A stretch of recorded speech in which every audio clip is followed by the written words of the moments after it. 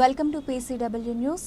పలు సంక్షేమ పథకాలను అమలు చేస్తూ పేదల పక్షాన నిలుస్తూ వారి మన్ననలు పొందుతున్న కాంగ్రెస్ ప్రభుత్వంపై బీఆర్ఎస్ పార్టీ నాయకులు అసత్యపు ఆరోపణలు చేయడం మానుకోవాలని కాంగ్రెస్ పార్టీ జిల్లా నాయకులు చట్టుపల్లి వెంకటేశ్వర్లు అన్నారు. ములుగు జిల్లా మంగపేట మండలం తిమ్మంపేటలో ఏర్పాటు చేసిన కార్యకర్తల సమావేశంలో మాట్లాడారు.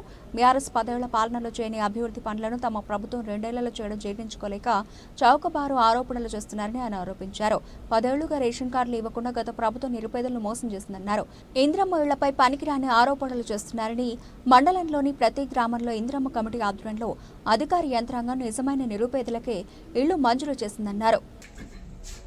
ఈరోజు తిమ్మంపేట గ్రామంలో గ్రామ పార్టీ అధ్యక్షుడు చిన్నపల్లి రాంబాబు అధ్యక్షతన మహిళా కాంగ్రెస్ పార్టీ మండల అధ్యక్షురాలు శరణ్ నిర్మల గారి తోడ్పాటుతో వారి దగ్గర మీడియా మిత్రులకు తెలియజేయనిది ఏమనగా, మంత్రి సీతక్క గారు మంత్రి అయినప్పటి నుండి మంగపేట మండలంలో అలాగే ములుగు జిల్లాలో ఎటువంటి పనులు చేసింది, ఎటువంటి అభివృద్ధి పనులు చేసింది, ఎన్ని కోట్లు శాంక్షన్ ఇచ్చింది అనేది మనం మాట్లాడుకుందాం. 10 సంవత్సరాలు బీఆర్ఎస్ గవర్నమెంట్ ఉండి ములుగు జిల్లాలో కనీసం ఒక్క రోడ్డు కూడా, చెంబెడ్ నీళ్లు కూడా ఇవ్వలేకుండా పోయింది.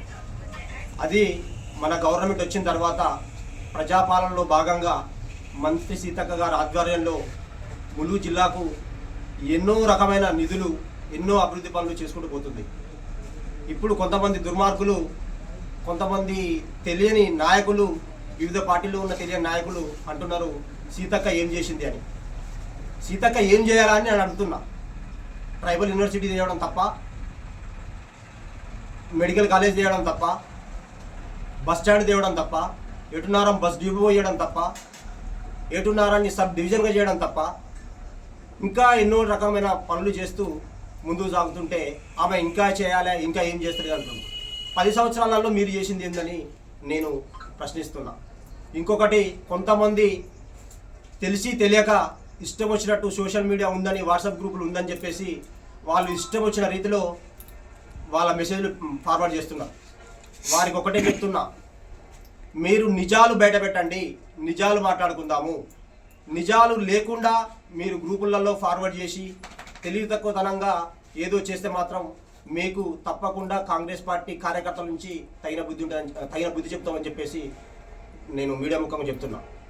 ఇంకొకటి, అక్కగారు మన మండలం విషయానికి వస్తే, మంగపేట మండలం విషయానికి వస్తే మనకు దాదాపుగా ఎన్నో రకమైన అభివృద్ధి పనులు మీరు చూస్తూనే ఉన్నారు. మీకు కూడా తెలుసు, అప్పుడు రాజశేఖర రెడ్డి గారు గవర్నమెంట్ ఉన్నప్పుడు వేసిన రోడ్లు మంగపేట మండలంలో. టీఆర్ఎస్ పాలన వచ్చిన తర్వాత 10 సంవత్సరాల్లో ఒక్క గల్లీ రోడ్డు కూడా పోయలేదు. గ్రామ పంచాయతీలో వచ్చిన నిధులల్లా బుడ్డ రోడ్డులు తప్ప ఒక్క రోడ్డు కూడా పోయలేదు. కనీసం తాగడానికి బోర్లు వేసిన దాఖలాలు లేవు. అటువంటిది మన అక్క మినిస్టర్ అయిన తర్వాత మంగపేట మండలానికి సుమారుగా పిఆర్ డిపార్ట్మెంట్ నుంచి 50 కోట్ల రూపాయల పనులు ఇచ్చింది. ఆర్డబ్ల్యూఎస్ నుంచి 73 కోట్ల పనులు ఇచ్చింది. అలాగే ఇంకా ఎన్నో రకమైన గ్రౌండ్ వాటర్ నుంచి కూడా ఆ టీఆర్ఎస్ గవర్నమెంట్లో గ్రౌండ్ వాటర్ డిపార్ట్మెంట్లో డబ్బులు రాకపోతే, బోర్లు వేసుకున్నాక డబ్బులు రాకపోతే అక్కగారికి ఒక విన్నపం చేసిన తర్వాత ఎమ్మటే గ్రాంట్ ఇచ్చి వాళ్ళందరికీ చెక్కులు పంపిణీ చేయడం జరిగింది. అదే ములుగు కేంద్రంగా. ఇటువంటి అభివృద్ధి పనులు చేస్తుంటే మీకు కళ్ళు కనబడలేవా? ఇటువంటి అభివృద్ధి పనులు చేస్తున్న మంత్రి సీతక్క గారిని అనడానికి ఏ హక్కు ఉంది అని చెప్పేసి నేను మనవి చేస్తున్నా. మంత్రి సీతక్క గారిని ఒక్క మాట అన్నా కూడా మేము ఊరుకునేది లేదు.